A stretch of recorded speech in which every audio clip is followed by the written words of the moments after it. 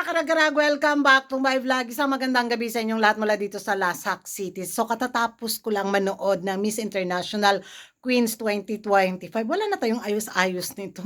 Na inaabangan ko talaga kung ano yung maging placement ng ating pambato ba. At congratulations kay Ann Patricia dahil nakapasok tayo sa top 6. Kahit sabihin natin deserve niya sana ang top 3 over Vietnam. Pero nakita naman kasi natin na gusto talaga ng Miss International Queens Organization si Vietnam. Kasi ang ganda naman kasi ni Vietnam, mga karagrag. Akala ko talaga siya yung manalo ba. Dahil parang lulutuin na yata to ng Miss International Queens Organization dahil pinili talaga nilang ipasok si Vietnam kahit naluka ko doon sa nag-translate bitaw ng kanyang sagot. Na-memorize niya yun. Haba-haba na sinabi ni Vietnam, mga karag-karag, no? Tapos, ako yung hiningal. Tapos yung translator niya ba nga, ay, memoryado, grabe, ang galing. Kaya yun, pasok siya sa top 3. Pero kung tutuusin talaga, kung anuhin talaga natin, dapat si Patricia, si Ann talaga dapat sa top 3. Pero yun nga, mas beat ng Miss International Queens Organization si Vietnam.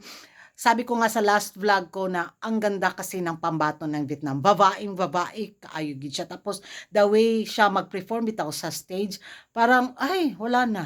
Kung siguro kung maganda yung naging sagot ni Vietnam bitaw hanggang sa pagdating sa top 3 bitaw no, walang imposible na siya yung koronahan. Pero nakikita at nararamdaman din kasi natin si USA doon sa mga pa-award bitaw na binigay sa kanya. Tapos siya talaga yung unang tinatawag na sabi ko nga, sa sarili ko kanina nanonood ako, baka US itong koronahan or USA or Vietnam to. Tapos biglang lumabas si Cuba ba na, ay, parang galit. Yung, pag sumagot si Cuba ba, parang on point bitaw kaayo. Tapos parang ang bagsik na, mura bitaw nasuko, parang galit na.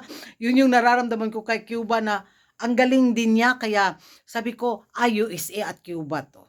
Tapos, sabi ko, parang second runner-up lang to si Vietnam. Liba na lang talaga kung magmekos-mekos galore ang Miss International Queens Organization. Buti nga lang, binigay kay USA. Kahit sabihin natin deserve din ni Cuba, pero iba din kasi yung aura at karisma ni USA sa Miss International Queens 2025. So, I'm so happy sa naging resulta mga karag-karag at sa naging placement din ni Ann. Talagang nilaban niya ang Pilipinas. Kahit sabihin natin na kulang siya ng suporta sa mga Pinoy beauty pageant lovers sa kanyang laban sa Miss International Queens 2025, pinakita talaga ni Ann na kaya ko. O, di ba? Kaya I'm so happy sa naging placement ni Ann at sa kanyang journey. Congratulations Pilipinas, hindi tayo nalaglag sa placement at congratulations din sa mga winner, di ba?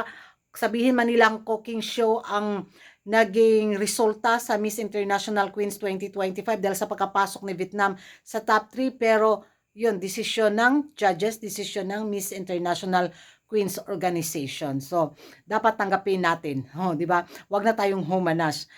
Maging happy na tayo at tanggapin natin yung resulta.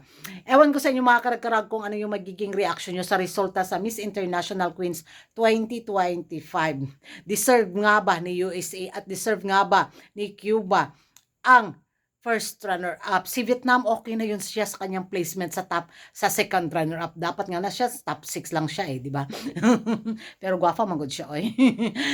Thank you for watching mga karag-karag, and don't forget to like and subscribe my YouTube channel, Kuragan Karag, and hit the notification bell para update kayo sa mga latest kaganapan at late night trika sa mundo ng beauty pageant. So, pwede na tani matulog, no? Good night, everyone, and bye-bye.